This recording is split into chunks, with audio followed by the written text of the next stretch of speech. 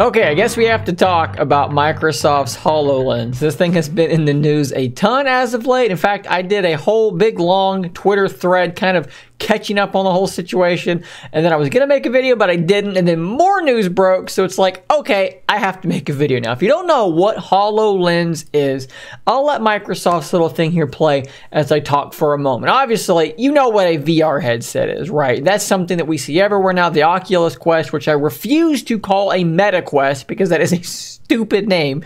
So the Oculus Quest, or Quest 2, probably the most ubiquitous, most popular VR headset on the market. I'm sure you've seen one of these things. With some certainty, you've probably used one of these things. You put it on, you're cut off from the outside world, but you are now transported into a different world, a three-dimensional world with your controllers, and you can move around and walk around and manipulate things and do things. Quite cool, quite fun. I really do enjoy my Oculus Quest 2. Now, what HoloLens is here, as you can see on these videos, this is what's called augmented reality. So the lenses up front are clear, like the lenses on my glasses. You can see straight through them, so you can continue interacting with the real world. But then what is displayed sort of on top of that glass in a sort of transparent kind of way is what you're kind of seeing here, sort of creatively displayed in a more visible way to us. They can have all sorts of diagrams and things visible to them while they're looking at the real world. And there's actually quite a few use cases for something like this, something that can augment the reality around you with more information, more data. Like here, they're talking about reducing downtime, so you can actually learn your tasks more quickly. There, you've got a Skype call there overlaid in the real world as you're learning how to do your job. There's all sorts of different use cases that they have posted here on their website. Engineering and construction. Again, here's sort of a similar thing going on where they can, rather than just looking at what they're seeing here, they can actually see diagrammed out measurements and all sorts of useful things like that. And that's what HoloLens was supposed to do. And we've actually gotten now 2 versions of HoloLens. And I think that kind of brings us to today and what the controversies are and what apparently is going horribly wrong for HoloLens. And you'll have to forgive me because I'm literally going to reference for a lot of this my own Twitter thread, because I gathered all the information there and tweeted it all out kind of there, so I can work off of that much more easily. I can't actually find a better thing to work off of than what I tweeted out some time ago in early February. So let's start there. In early February, so earlier, just before I tweeted this, Business Insider reported the HoloLens 3 had been canceled amid claims that the HoloLens teams was in a state of confused uncertainty as to where the project would be going.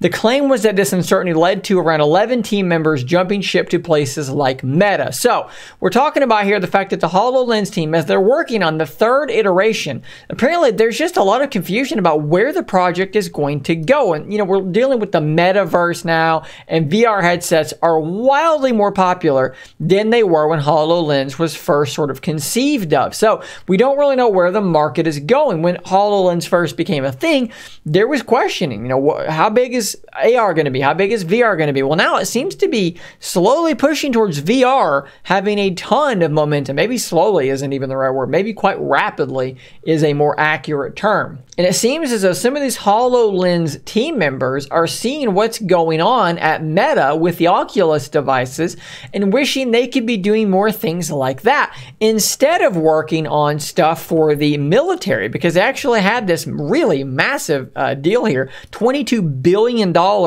contract with the military to build, as you can see here in this image, a militarized version of the HoloLens. It was supposed to be actually deployed into the field and used by the military.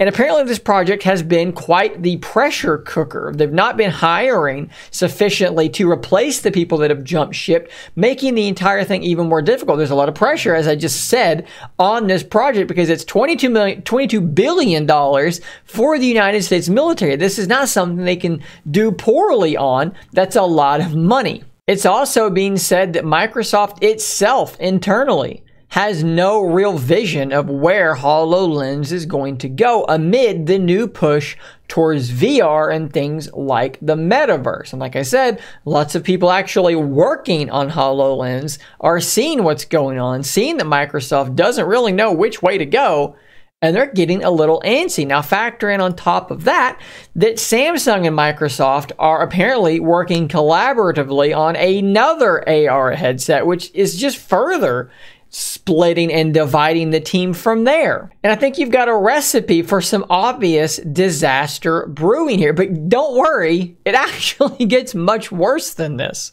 So Business Insider has claimed that HoloLens 3 is actually fully canceled. Now keep in mind that this has actually been refuted by Alex Kipman, who is someone who should know. I'll leave this on screen here if you want to read it, you can. But basically he pushed back and said, don't believe everything you read on the internet. It is not actually canceled. And Microsoft has actually continued to push out some small marketing for HoloLens, which is not typically something you do for a product that you are canceling. However, shortly after all of this, Business Insider published another report saying, no, it's canceled. We are hearing very firmly HoloLens 3 is not coming. In no uncertain terms, Calypso, which is the code name for HoloLens 3, was canceled. So at this point, we have a sort of a Schrodinger's HoloLens situation. It is existing in the superposition of being both canceled and not canceled at the same time. But we do feel pretty strongly, especially because Mr. Kipman here did not refute anything else in the article, to my knowledge, not that I was ever able to see or find. We do have some real problems with HoloLens. Whether or not 3 is or is not canceled, that may be up to some debate, but there are some real problems, some real messiness with the HoloLens project. And it's a real shame because Microsoft was way out ahead of all of this stuff. They started working on HoloLens before anybody was doing any of this stuff. And they had a massive lead in some of their technology.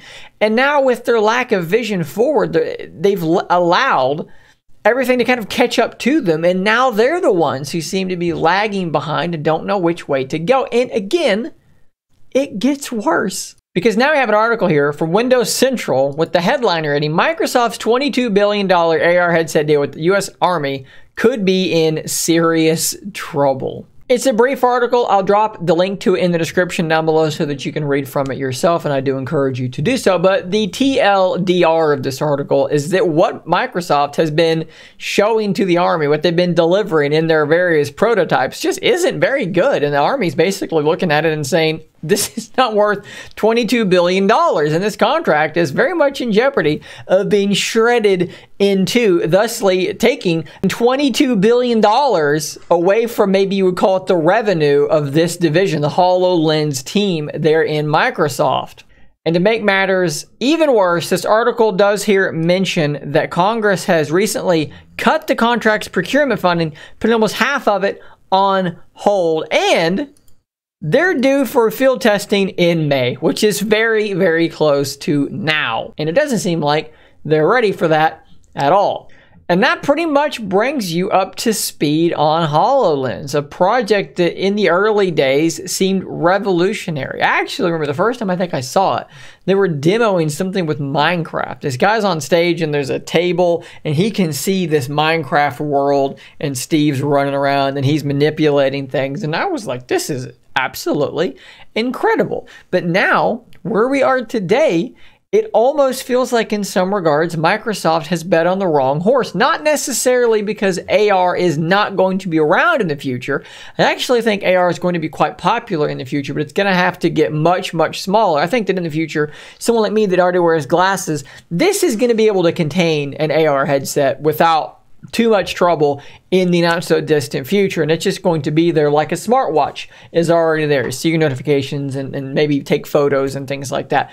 But what I'm saying is that perhaps AR is still further down the road, whereas VR, in a lot of ways, is now. It's here. It's working quite well. So perhaps Microsoft bet on the wrong horse, thought they could get all this stuff working very well much sooner than they could, and are now seeing as the other horse trots straight down that straightway towards the finish line, and their team is sitting back and wondering, why are we working on this? Pretty crazy set of news stories here. A lot of weird stuff going on with HoloLens. Thanks for sticking it through to the end of this.